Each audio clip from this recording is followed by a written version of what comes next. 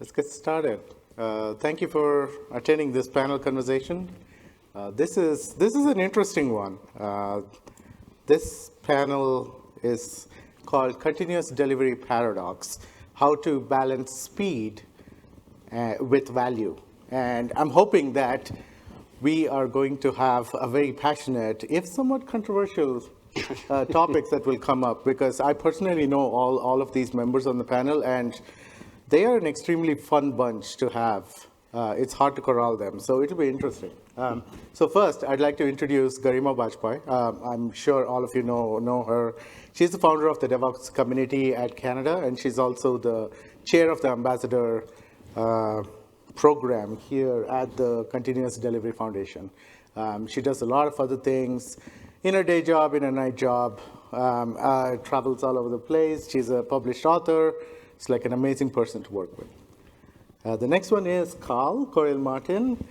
Carl has several roles. He's held several roles. He comes with over 22 years of experience, improving organizations, their processes, helping with the people and the cultural aspect of things. He's more into services around product market fit, around strategic processes, tooling, modernizing organizations. In his most recent role, Carl has been the CTO at Delving, and I've had the honor of working with Carl at Pivotal and then VMware. Last but not least, we have Rick Clark. He serves as the global head of cloud advisory at UST. He's a technologist and a strategist, and he has also more than 20 years of experience leading in cloud, open source, Linux, and other things. He created the #1 cloud operating systems, that's the Ubuntu server. So that's one of his claims to fame. The next one is he decided he was a little bored and went to Rackspace and then co-founded OpenStack. Yeah, we don't talk about that one as much. For good reason. And then he's worked as the SVP of cloud infrastructure at MasterCard, and then VP at Reliance Jio in India, and he helped build one of the largest infrastructure in telecommunications. So that's an amazing thing. So I'm really happy to have you on the panel. And so, like I said, they have, I think, combined about 70 years of experience in the industry. I'm your moderator, Gautham Pallapa. I'm an executive advisor at VMware. I work with C-suite and executives. I've also led a lot of global teams with mission-critical workloads, things like Enhanced 911 for all of North America, various government organizations, notifications, conferencing collaboration, and so on. So this kind of topic is really passionate to all of us. For us, it's, at least for me, it's all about improving the quality of human life using technology, because that's one of the primary reasons why we are technologists and we are passionate. So coming to this conference and driving and listening to all the talks about continuous delivery is something amazing and really passionate to all of us here. So having said all that, I want to jump right in, and to prime the pump, I'm going to ask the first question to you, Garima. So the first question is, what are some pet peeves or common mistakes that teams embrace or adopt when adopting continuous delivery, and how can they be avoided? So thank you, Gautham. As Gautham mentioned that I am a community leader, so I would start with one of the biggest points I can refer to is we actually overlook burnout and frustration. And it is a serious issue. And if you think about it, how and what happens, why we do that as leaders, is the technology first approach. You know, tools come before people, you know, and that is one of the biggest pitfalls I have seen through my journey of continuous delivery adoption. Another thing which I would also like to refer to is competing priorities. You know, as senior leadership, I would say that we spend 80% of our time in consensus building, and after that, we have competing priorities, which results into burnout and frustration. there's another aspect of it, and this is my own experience through the continuous delivery journey over years, that once we align and build consensus, there is limited evolution happening during adoption. So there is, the approach towards, the product-oriented mindset is not settled in. So people don't think about roadmaps. They don't think about the evolution journey. And this adoption, if you think about it in the context of a big enterprise, it can take you years. And what it leads you to is after like 4 or 5 years, you're still on that journey and you have not achieved the business goals you have laid out for yourself. So these are some of the, adoption challenges which results into, not creating that envisioned business value, which you have crafted for yourself in the beginning of this journey. That's great. Thank you. And I want to add on to it a little bit. I mean, so we as humans, we look at our goals and things we want to accomplish as outcomes, as roadmaps, and things we want to strive to. But somehow when we go into the organization or when we look at all these transformation things, they suddenly become projects. They become milestones and they become checkpoints. And so there is that sudden shift in the look and view of things. So Carl or Rick, who wants to jump in? I'll jump in. Oh, you were about to do it. But so I like all the people stuff, talking about people being important. But I'm gonna, I guess, could have ride the line a little bit. I think one of the biggest mistakes I see and continue to see is that pipelines are not self-sufficient. And I think Log4j really exposed that people were building things that required someone from the outside to do something. They weren't declarative. Like, things need to be declarative and automated. So back to the technical things. And everything needs to be declarative. If you built a system, a CI and a CD system, and you're requiring developers to build images for you, then you've made a mistake. And when Log4j happened, you're waiting for people to do things. And there are many things like that make it not self-sufficient, not isolated. So that would be sort of my primary thing. I'm always grumpy when people haven't talked with security. They're like, okay, we want to do continuous delivery, and they invest in building out automation infrastructure. And then at the end, they're like, okay, now we need to validate that it's secure. And it's like, well, that's still a quarterly review.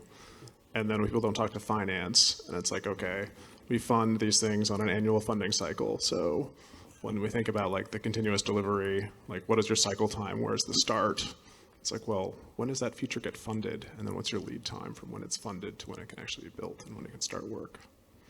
So. Yeah, and to finish this point, I think I take this back to the people aspect. Because when you think about speed is a complicated factor too in this journey. And it leads to innovation gap.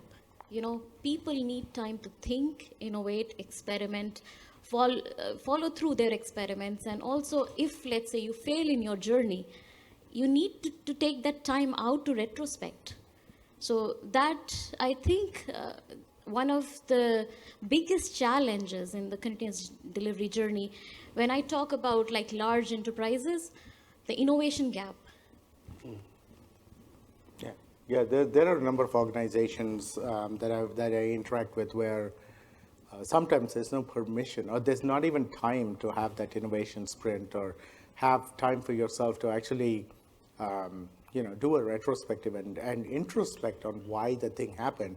Garima used the word failure, so obviously one of the things about DevOps is to fail often, fast, and cheap. I like to not use the word failure because for me, a failure means that it was a waste. For me, I like to use the word unintended outcomes because that's truly what it is. You learn a lot from something that you thought you would get but did not happen. So your hypothesis it's rapid, unscheduled disassembly. There you go, yeah. So, but you're learning a lot from it. And I think in enterprises, at least, especially those that are trying to switch and trying to catch on and deliver things faster, especially over the last 36 months, they do not have the luxury of time, which actually goes into my second question is, and this is for you, Carl, because I know you're very passionate about this. How do you balance the need for speed with the need to maintain high quality code and minimize that risk? Well, first of all, I don't like to talk about speed because speed is a scalar. So and the direction that the team or the people are going is like as or more important than any sense of the velocity at which they're getting somewhere. So you need to have some confidence that you're building something useful before you can even talk about the speed of delivery.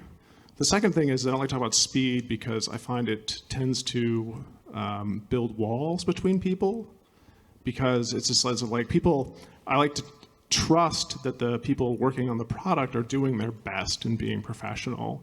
And so like, oh, hey, I want you to work harder. I want you to work faster. It's like, well, if I knew how to work faster, I'd already be doing it. So you're insulting my professionalism and saying that I'm lazy or I'm not doing things that I should be doing. So I find that sort of talking about speed sort of breaks the conversation in two ways. And so I think the more interesting thing is to sort of talk about, well, what is the chunk size? So how big a piece of work are we doing, and do we make that smaller? What is the waste? Like, what are we building that we don't need to be building? What are activities we can get rid of? And so I find that sort of taking the conversation around speed and sort of asking questions like, what do you mean?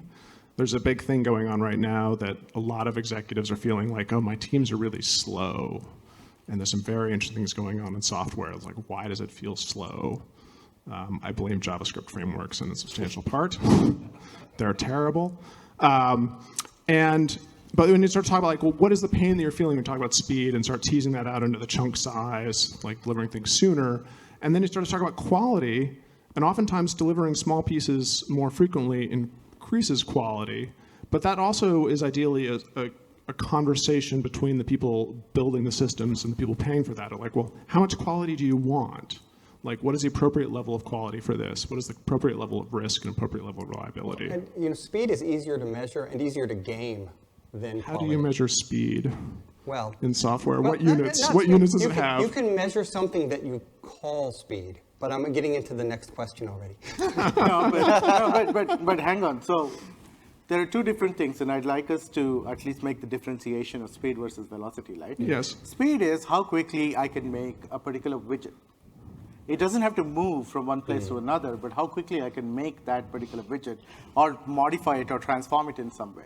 So how quickly I can run 10 tests that just assert and say, yep, I did it, cool, that is speed. But velocity is that I've approved it and it can actually go to the next stage because I've had the right amount of test coverage and I'm confident enough that it can go to the next stage, and that becomes velocity. Well, instead of speed, why don't I say quantity? Quantity versus quality. Like how Lines many of code? Yeah, how many times you deploy versus the quality of those deployments. Counterpoint, YAML. I'm going to be amazingly productive because I have 10,000 lines of YAML now, if I work in a Kubernetes environment, right? So, okay, sorry. As you can see. The more YAML, the better. I'm sorry, just to sort of package up the answer to the question, like, I try to pivot the conversation and understand, like, what are your real business concerns? Like, you feel a conflict here, and you're talking about speed, and things feel slow. Like, let's tease that apart into things we can actually, like, talk to people in a respectful way. Yeah. And find waste, or, like, are we building the wrong thing, or are we spending too much time trying to get React to work because we didn't turn on strict mode at the beginning of the project, for example. So that actually goes into the next question, which is about measuring. How do you measure? What are the metrics, and how do you know that you're successful? So, for example, we hear all these stats everywhere, like company X deployed 1,000 times. Like, almost everyone has embraced the DORA metrics, and they think that that is the end-all, be-all of all the measures. But there are only some dimensions that the DORA metrics are going to measure, and one of them is the deployment frequency, right? If anyone's attended Lee's talks, he went through every one of them, all 5 of them. So company X says that it deploys like 1,000 times in a day, and so it's super cool, and it does that. And then another company says we have automated like 85 to 90% of our pipeline, and so we hardly have any manual friction in between. So does that mean that they're successful? What exactly are the true measures or metrics that we need to look at when we want to claim that we're successful in a continuous delivery journey? And Rick, you've had experience building this in a number of large-scale organizations. So I'd like you to start on this to talk about what do you actually consider as success metrics in a CD? Well, so I don't think there's one answer. I think that the metrics that you should measure are based on the problem that you're trying to solve. Well, and that problem, the technical problem, should be based on what your business problem and business outcome you want. And the reason I mentioned earlier about gaming things about quantity over quality is I've seen at very large companies executives say that we're going to set our OKR as how many times we deploy. And then that goes down to the development managers who now say, okay, you need to deploy your comments separately from your, I mean, they make sure they meet their goals. It had nothing to do, at this company, they had a quality problem. Right. So how often you release a piece of crap doesn't tell you anything. I want to accentuate on that and underscore it, because I've actually had some developers who just used to commit string changes or front-end element color changes as deployment and check a box saying that, yep, I did a deployment. And I want to add to that. If you're using a feature flag, you can deploy one character at a time and then turn on the feature flag when you're done. And I've deployed 1,000 times. And you know, I know it sounds like a joke, but if you're an executive and your $200,000 bonus is riding on that, that's what they do. People they behave like you compensate them to behave. That's a lot of Amazon interest to run all those tests. Your Amazon sales are very happy to support that test infrastructure. So I think on a serious note, what we are alluding to is two aspects. The first aspect is the context. You know, how you measure things is very important, that you have a context towards, you know, what you're measuring. I break it down into three parts when we talk about continuous delivery. This continuous delivery is an ecosystem of producers, consumers, and practitioners. So if you think about the producers of continuous delivery tools, technology, practices, I think the primary goal of this is to unlock new revenue streams. When you think about like the practitioners, the primary goal is to avoid waste and to build technology which is connected to the business imperative. So I would like to challenge a little bit on how we have to go beyond DORA. And what are the changes which are needed to happen in terms of measuring things? I think it's time for us to pivot and see what are the next generation matrices we have to build. So Carl, hold on to that thought for a second, if you don't mind, please. I actually want to do an audience poll right now, a raise of hands. How many of you measure something other than DORA? What business KPIs or measures do you guys measure? Do any of you do anything beyond? So feel free, raise your hands. Let's all participate. Oh, one person. Oh. Two? Okay. Three? I see three. Four? Nice. Okay. Any business KPIs in that? Non-technical? There's one? Okay. It's actually better than I expected. Yeah, so, all right. So that's the point again. I mean, like, we're so focused on the technology portion of things, we forget the why. We forget why exactly we're doing all these things. What is the purpose? What is the drivers? How does this connect to the company's success, to the organization's success? At the end of the day, how does this actually improve the customer? And that's something that that Garima also brought up, because there seems to be a disconnect somewhere. Carl, sorry, but thank you. Yeah, no, that's great. I just wanted to throw in that I love the DORA metrics as a hygiene metric. And, you know, it's sort of like how often you brush your teeth or how often you take a shower. It's like, okay, like if you don't brush your teeth and you don't take a shower, you're likely to have real problems down the road. But at some point, like, you know, it isn't a case of like, are you building a happy life or making money? And so it's like, all right, like, let's get this out of the way as a hygiene metric of like, are we doing these basic fundamental things? And then we can start talking about what is the business value we're creating? Are we making money? Are we actually headed in a valuable direction at speed? Nice. Delivering very small pieces of value on an incremental basis. What is the, you know, so we talked about delivering character at a time. What is the size that is useful? I mean, I have an idea that that at least in early stages, as you're becoming more mature in your CD capabilities, that it needs to be small enough that you understand and can learn and can quickly find a problem. And if it breaks something, you know exactly what it is. Right? If it's smaller than that, you don't learn anything from it. And if it's too big, it's too difficult to figure out. That would be but are there other ways people decide how big of a chunk you deploy at a time? I mean, how are those decisions being made? It is an interesting question. I'll give my takes and then the rest of you all, and then I'll open it up to the audience because I'd like to hear from all of you. I'm happy to run around with the mic.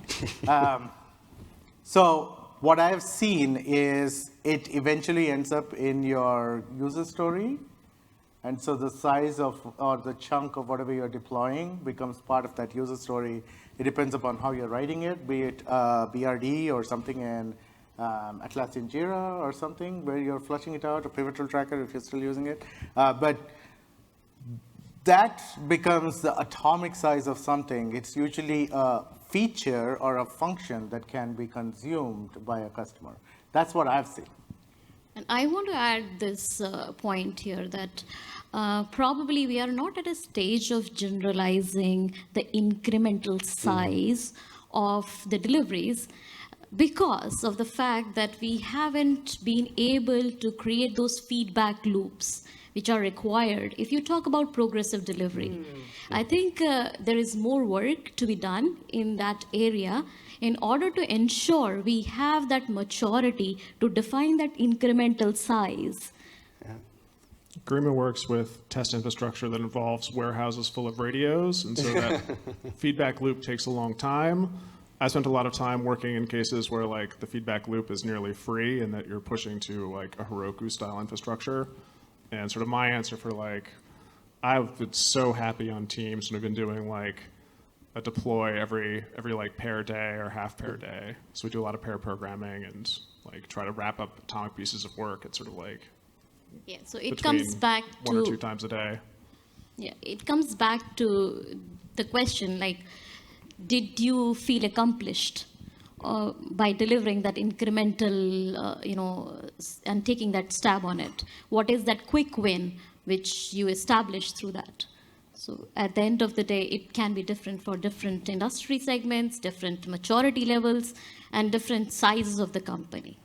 So I'd like to tweak your wording a little bit, only because he started with the feature flags and the individual characters. Like feeling accomplished is probably not enough.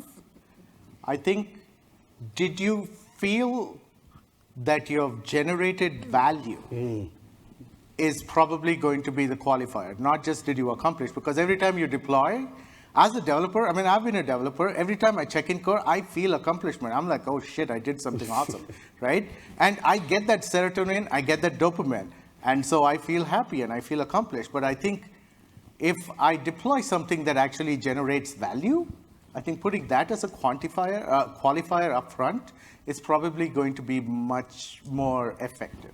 And this is really interesting that like these, you can offer value to some of your users, and that, there's a real temptation oftentimes, I've experienced this, of like, I want to hold off until I have something sort of as a more complete product. And by doing so, you are depriving those humans on Earth that would have benefit from that incremental product. And many of those people exist. And it's like, okay, like that really shitty 1/10 implementation that I got done in 3 days, like I can put them in their hands in 3 days and they can start deriving value from that now, rather than waiting 6 weeks or 8 weeks until I get a bigger package that'll give more users value, and then I incrementally deliver on top of that. I would challenge the idea that most developers care about value. I think everyone here is an outlier. I have data. So the fact that we're sitting in here and we came to this and we care enough to be here learning about this makes us outliers, right? There are many, many, many developers in the world. Most of them don't come to these. So we have a desire and we're enthusiasts. This is something we care about. But one of the things I encourage when I talk to enterprises is that don't listen to only your noisy developers. Do a survey of all your developers and find out what they want if you're doing something about it. And what most of them want, I've done this now at 2 companies, They want to get their paycheck, do their job, get their bonus, and go home. And if they get their bonus and they get a good review, that's what they care about. They get a raise. They get but some of us, obviously, I care more about doing the right thing and feeling that value. But I think we're outliers. And if we design systems for ourselves, we're designing it for 1 or 2%, and not everyone. Engagement with a lingerie manufacturer, and took their development team out to talk to the customers who are buying lingerie. And that was quite an experience for all involved. There was a fair bit of resistance early on for that field trip, but it proved to be very valuable. But also, like, I've seen a lot of cases where the business is like hiding the customers from the developers. Like they don't want the customers talking. Well, to the that is, and Michael Cote and I did a series of podcasts about some of this. The divide between business and technology. It's because we hate each other. I mean, you've got the business that thinks that you have the arrogant developers. You have developers, and they think this business guys are stupid. And I think that's the driver of a lot of it. Okay. So I'm gonna get the panel back. We're going into philosophical waters that I don't want to go into right now. Sorry, Mr. Moderator. Yeah. So, actually, this is a good opportunity, Garima. Thank you. I want you to start off with your closing thoughts. Because we are unfortunately out of time, but we can continue the conversation in the hallway afterwards. So I would like to say a few things, two of them actually. So coming back to the discussion about, business and continuous delivery initiatives not aligned, I think we'll remain as second citizens from a continuous delivery perspective if we do not connect ourselves back to the bigger picture. And how to do that? Like, if we continue to measure, and this is something which I would challenge the forum, that probably it's time for us to move beyond the measurement and matrices we have been looking from the past. Can we do a better stab at it?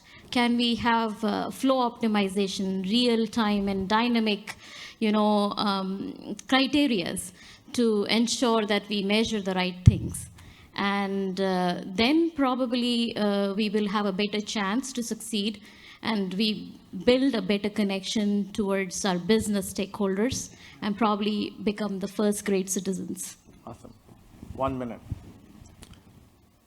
I love continuous delivery because I've seen over and over again that once you get over that hill of sort of activation energy, on the other side of that is a massively positive sum game, where the people writing the software have a better life, the people operating the systems that the software developers make have a better life, the users of the software have a better life, and the people paying for the software have a better life. And like, there aren't very many games in business that are like so positive value that I've seen with continuous delivery. And so it's just, I'm so glad you're all here and I'm having a lot of fun. Thank you. 60 seconds. 60 seconds. So I agree with what my fellow panelists just said. I think the most important thing is connecting things back to the business, choosing OKRs that are understandable by the business, that means something to them as well. In fact, I would probably do I'd have my own metrics and then a net promoter score with the business. Just like, am I doing worse when I do this? Oh. But connecting things back to the company, remembering why we're doing this, and making sure that we add value. Oh, thank you. And this is so great. We're ending the entire panel with the why, the purpose behind having CI/CD, especially the continuous delivery portion, because at the end of the day, what we're trying to do is using all this technology to improve the human quality of life, to reduce the pain, the manual toil, and the friction that people are going through, and so that people can go home and be happy and have lives. That's truly why we use technology. And so I want to thank you, panel, for this great conversation. We'll be in the hallway, but I think we have 1 minute. Does anyone have a question? Yes, Lee. Does anybody have some spicy quips on like Westrum style organizations? Mm-hmm. Go. Some what? So like generative versus. So you want me to talk about the three? Yeah, go. Okay, so Ron Westrum was a psychologist, and he had this theory. He brought a taxonomy of organizational culture. So there are three kinds. The first one is it's a toxic culture. Pathological, yes, pathological. So it's very power-oriented. It focuses on punishing people who fail. And then the next one is bureaucratic, which is very, very rule-oriented. So in the rule-oriented, you have a playbook for almost everything. You have manual intervention, and then in case you fail, you're probably scapegoated. So that is this. But where you actually want to go, and we want to go to, is the generative organization or a performance-driven organization where everything is happy. It's like a utopia. If you fail or if you have an unintended outcome, you actually investigate, you learn from it, you share the learnings, and then people have a much higher level of psychological safety. And so the goal is to move from that pathological organization all the way up to a generative organization. Thank you. All right, well, thank you, everyone. To the Thank you for hallway. attending the panel. Thank you very much, Gautham.